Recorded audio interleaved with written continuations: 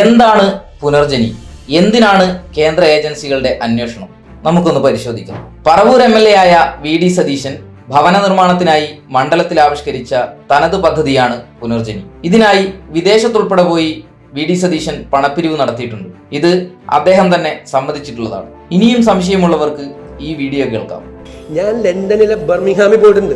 ലണ്ടനിലെ ബർമിംഗ്ഹാമിൽ ഗൾഫ് രാജ്യങ്ങളിൽ ഞാൻ പോയി പ്രസന്റേഷൻ നടത്തി, ഞാൻ സഹായം മേടിച്ചിട്ടുണ്ട്. VD സതീശൻ സ്വന്തം അക്കൗണ്ട് വഴിയല്ല, മണപ്പാട്ടിൽ ഫൗണ്ടേഷൻ എന്ന ചാരിറ്റി സംഘടന വഴിയാണ് പദ്ധതിക്കായി പണപ്പിരിവ് നടത്തിയിട്ടുള്ളത്. ഇങ്ങനെ വിദേശത്ത് പോയി പണപ്പിരിവ് നടത്തുന്നതിന് കേന്ദ്ര അനുമതി ആവശ്യമാണ്. VD സതീശന് അത് ലഭിച്ചിട്ടുണ്ടോ? അത് അന്വേഷിക്കണമെന്നാണ് വിജിലൻസ് ശുപാർശ.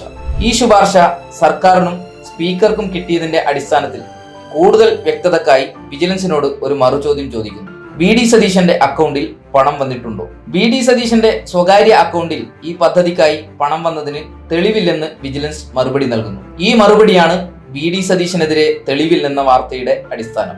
അപ്പോഴും വിജിലൻസിന്റെ ആവശ്യം പ്രസക്തമായി തന്നെ നിൽക്കുന്നു. തന്റെ ആവശ്യാനുസരണം വിദേശത്തു നിന്നും പുനർജനി പദ്ധതിക്കായി മണപ്പാട്ടിൽ ഫൗണ്ടേഷൻ അക്കൗണ്ടിലേക്ക് വന്ന പണം കേന്ദ്ര അനുമതിയോടെയാണോ എന്ന് തെളിയിക്കേണ്ടത് VD സതീശനാണ്. അല്ലെങ്കിൽ അത് ഫെമ നിയമത്തിന്റെ ലംഘനമാണ്. ഇത് അന്വേഷിച്ച് നിയമ നടപടികൾ സ്വീകരിക്കേണ്ടത് അത്യാവശ്യവും. ഇനി പ്രസക്തമായ മറ്റൊരു ചോദ്യം, ഇങ്ങനെ വന്ന തുകയ്ക്ക് വല്ല കണക്കുമുണ്ടോ? എത്ര തുക ഇത്തരത്തിൽ ലഭിച്ചു? ഈ തുകയ്ക്ക് എത്ര വീടുകൾ നിർമ്മിച്ചു നൽകി?